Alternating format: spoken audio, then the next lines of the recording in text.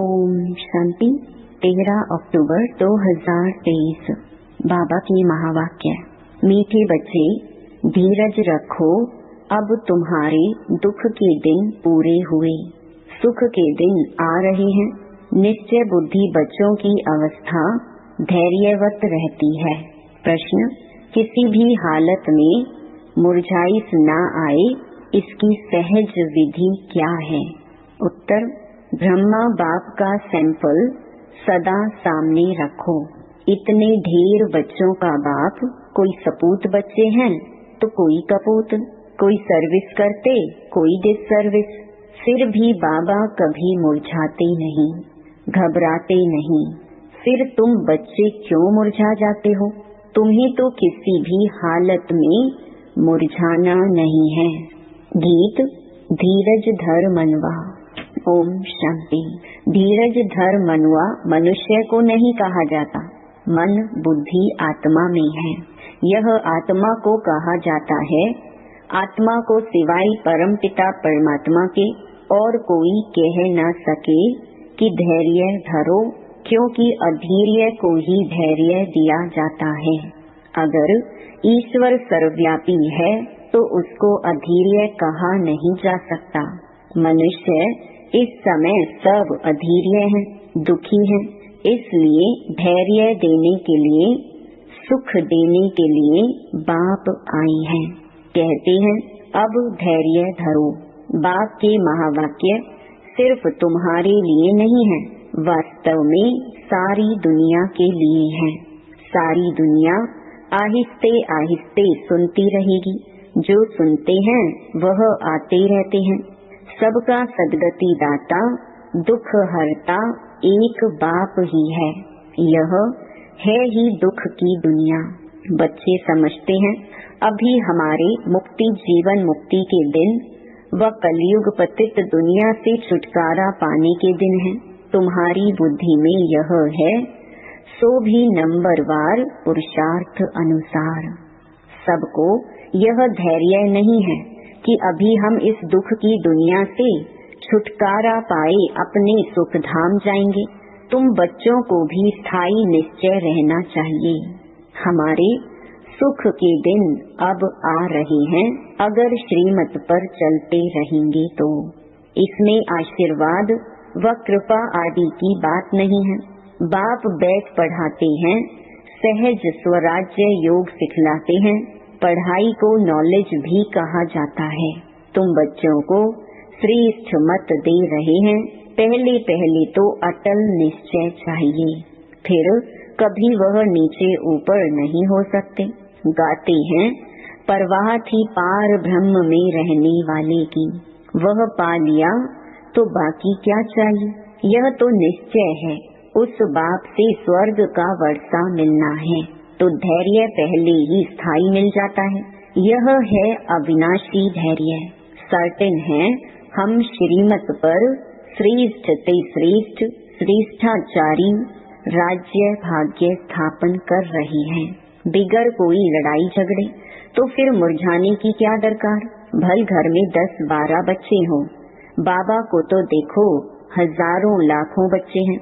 कई बच्चे हंगामा भी मचाते हैं। कोई सपूत बच्चे हैं, कोई कपूत हैं। कोई सर्विस करते हैं, कोई तो डिसर्विस भी करते हैं। फिर बाबा कभी घबराता है क्या? तो बच्चों को भी घबराना नहीं चाहिए।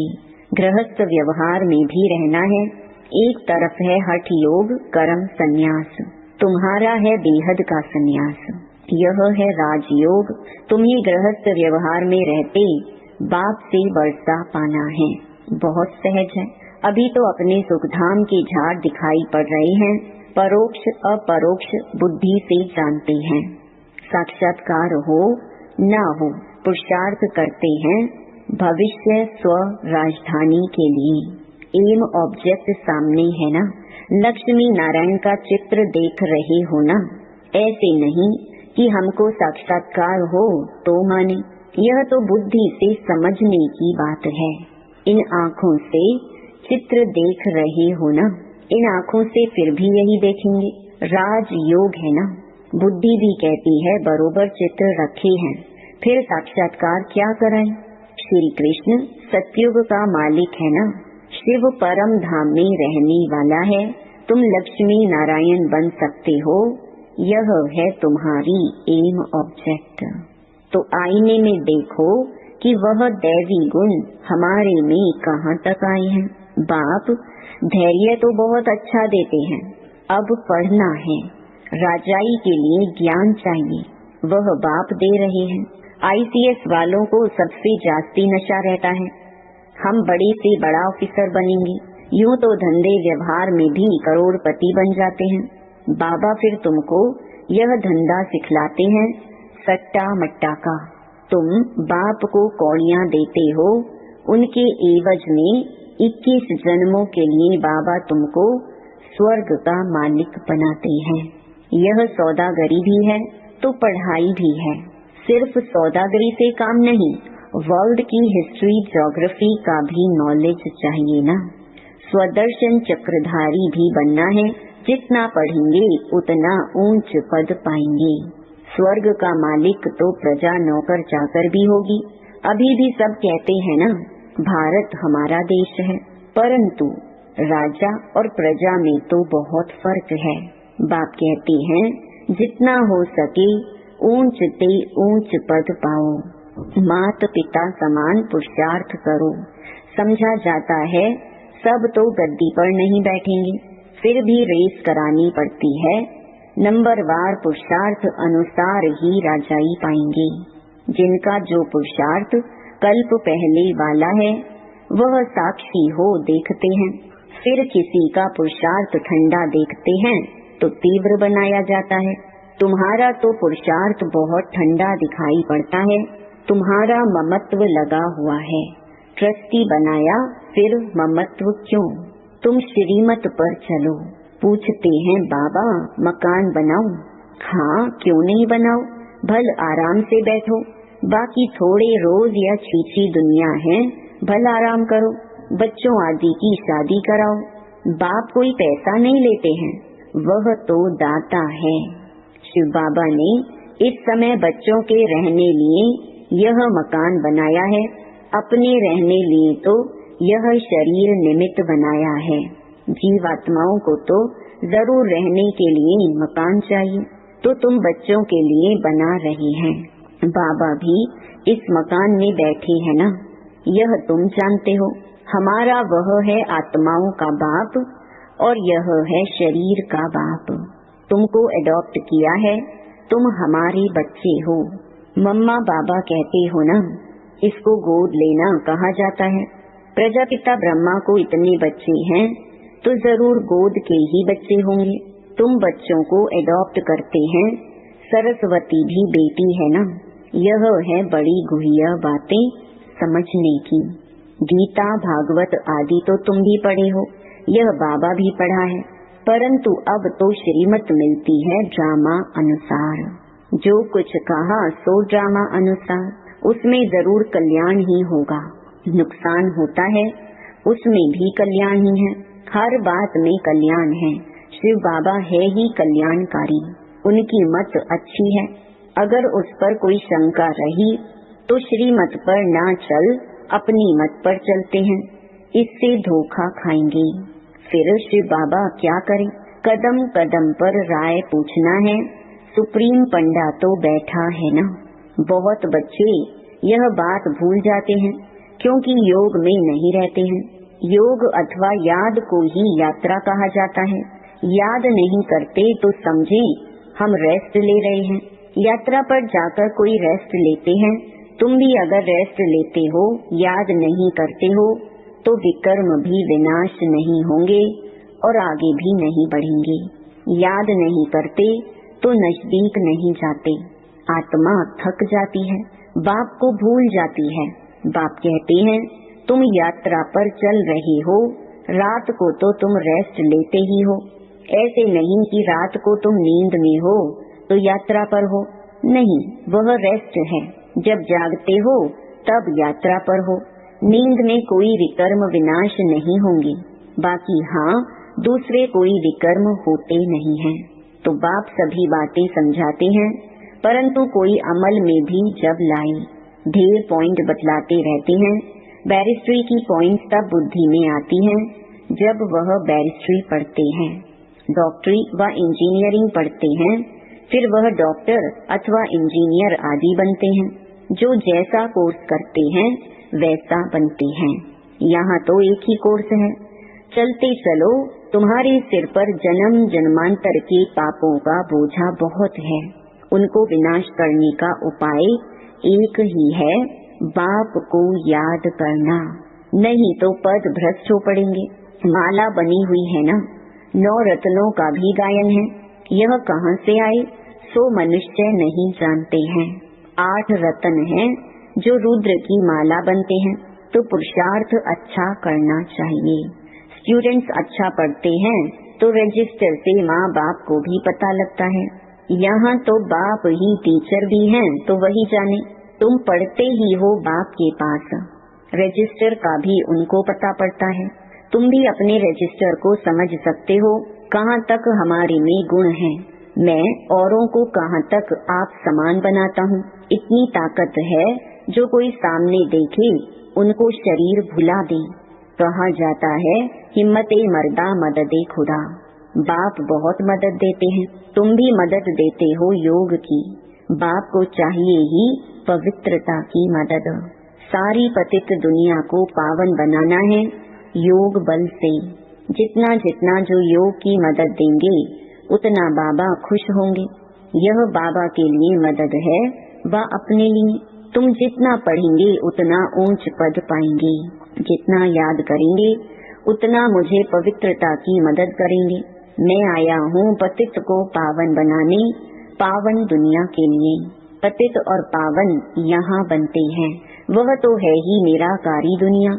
गाते भी हैं पतित पावन आओ, समझते नहीं कि पावन दुनिया किसको कहा जाता है। सीता को रावण की जेल से दुख से छुड़ाया तो फिर सुख चाहिए।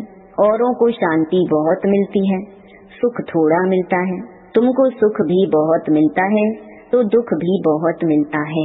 पिछाड़ी में जो आत्माएं आती हैं, थोड़ा पार्ट बजाई वापस चली जाती हैं। 1-2 जन्म भी लेते हैं, थोड़ा समय आया यह गया।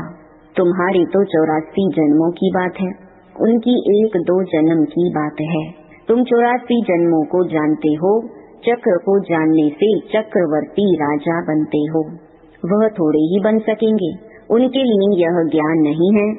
यह ज्ञान तुम्हारे लिए है जिन्होंने कल्प पहले भी ज्ञान लिया है। अब तुमको पुरुषार्थ करना है। पुरुषार्थ का समय अभी है और तुम्हारे लिए ही पुरुषार्थ की बात है। देवी देवता धर्म बहुत सुख देने वाला है, इतना सुख और कोई दे ना सके।